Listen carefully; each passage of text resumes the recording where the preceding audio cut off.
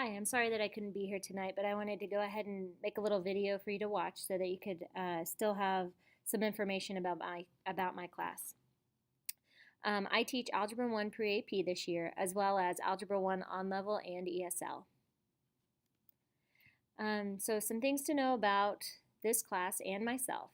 So about me, really quick, that I've been teaching for 13 years and I've taught Algebra 1 on level and pre-AP, Algebra 2, ESL on level and pre-AP, Math Models with Applications, which we call MMA, and then also I've taught geometry. I used to be a coach. I coached for 11 years to be exact, and I coached softball all 11 years and split time with basketball for probably 5 years and cross country the other years. My conference this year is second and fifth period, and the best way to reach me is by email. A little bit about me personally is that I've been married for almost 2 years, and I have an almost 11-month-old, and he'll be 11 months on Friday, and his name is Marty. So I have my own little Marty the Mustang at home. And if you read your emails, my dad is currently very sick and in the hospital, and so I put a little picture of him right there with Marty. About this class, the percentages. So your student could have 5 different grades in the grade book. If it's a homework grade, that's only worth 0%. A daily grade is 10%. Their student voice is going to be 0%. Quizzes is 30%, and tests are 60%. So homework. Homework is only worth 0% of your average. I will assign something almost every day, and when I grade it, it's a completion grade. It does not help or hurt their average, these homework grades.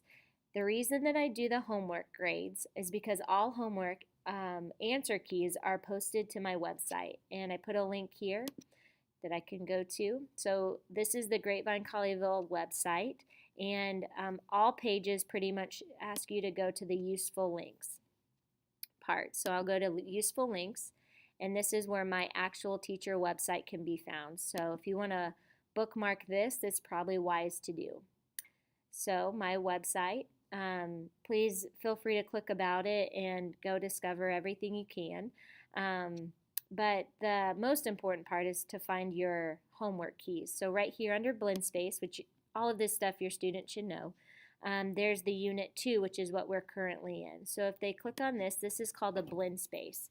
It houses our unit packet, and it houses all notes keys, answer keys, blank paperwork, or anything that's handed out in class. You can see Unit 1, Lesson 1, Unit 2, Unit 2, Lesson 1, Unit 2, Lesson 2, etc. But as you scroll, you can actually look here at the 6th box, and it's Unit 2, Homeworks and Keys. So when you click on that, you can see there's a blank homework. For example, if I click on this first box, this is what a homework page would look like. And then when I click the next box, there's their answer key. And we also try to post all answer keys as well. So I'm glad I clicked on that so I can go change it. But all their answers are also posted so they can go and check that out. That's why their homework grade is only worth 0% of their average, and it's a completion grade. I did not want to lie to parents anymore about their homeworks. So I've had in the past parents see that their kids do awesome on their homeworks. Everything's a 100, and then sometimes they get to the test and the grade is not satisfactory. And it's because the whole time their homework grades have been 100s as a completion grade. They just completed the work. And to me, that was a lie to parents, that was a lie to students, and it was pretty much a lie for myself.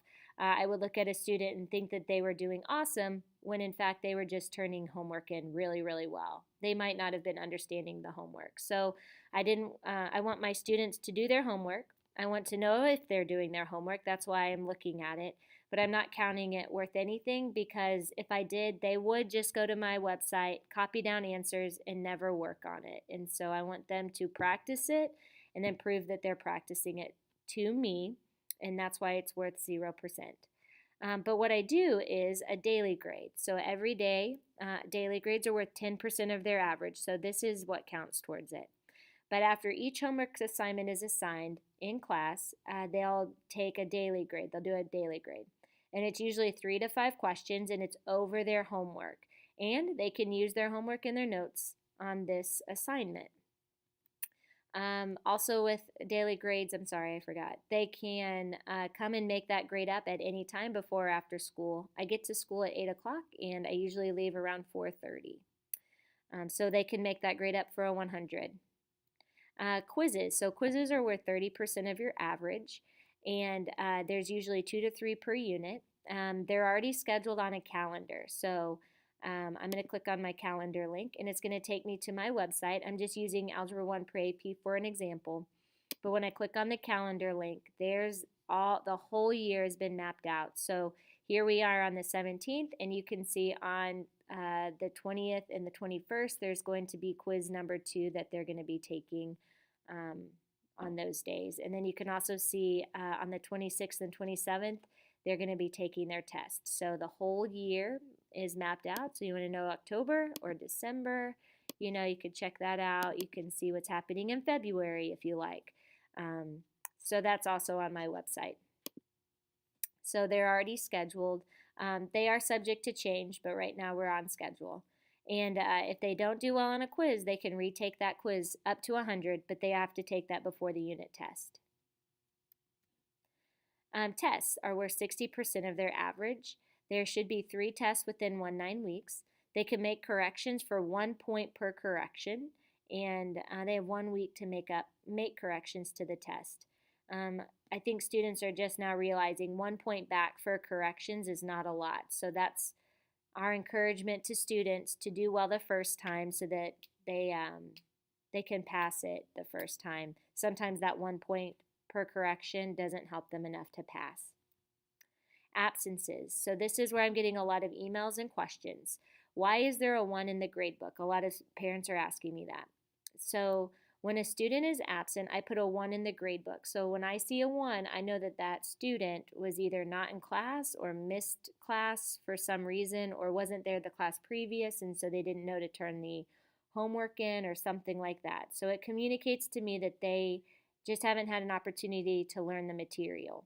They can make that up for full credit, and as soon as they do that, I change the grade to whatever they make.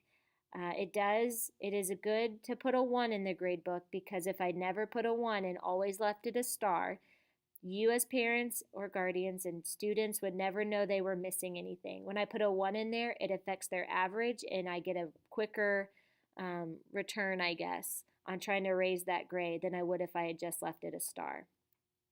Zeros, on the other hand. Why is there a 0 in the grade book? Zeros mean that your student did not get a single question correct, and therefore they made a 0 as a grade. Again, they can always make up zeros for full credit. How to read your student's grade. So I just took this little picture from somebody's, off of Skyward, I'm sorry. You can see here, these are all daily grades, so they're worth 10%. So whatever your student made in this category is counting towards their average. However, students in this category, if they have any zeros or 50s or 20s or anything like that, it's only weighted 0%, so this grade is not affecting their average. Quizzes are 30%. They are affecting their average. Currently, I have nothing under self-regulated learner or student voice, and so that right now, if I had, those assignments would not help or hurt their average, again, because they're 0%. And tests are weighted 60%. So,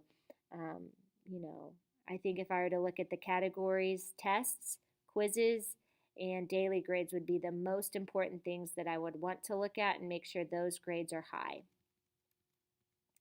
And then last thing I want to talk about is our school. I have TI Inspires inside of my classroom, which is probably new for all students. And this is what it looks like.